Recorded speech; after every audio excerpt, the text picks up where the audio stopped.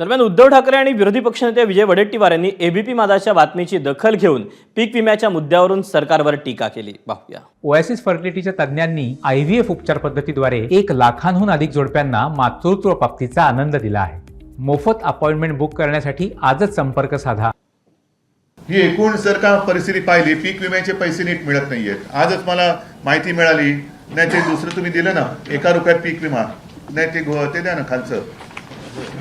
हां, 1 रुपयात पीक विम्याची घोषणा केली होती, पण शेतकऱ्याच्या खात्यात केवळ 70 रुपये काही ठिकाणी जमा झालेले आहेत. अशी म्हणजे सगळे चित्रविचित्र ह्या गोष्टी चाललेल्या आहेत. लोकांनी ऑर्डर काढला की किमान पीक विम्याचे पैसे आणि मदतीचे पैसे हे 1000 रुपयाच्या वर मिळाले पाहिजे. अरे खोटं बोलून किती फसवायचं.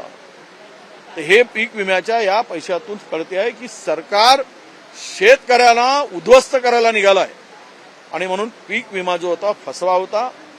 मी पुन्हा सांगेल, पीक विम्यातून अत्यल्प मदत का झाली तर पीक विमा कंपन्याकडून सरकारने 5% कमिशन घेतलाय.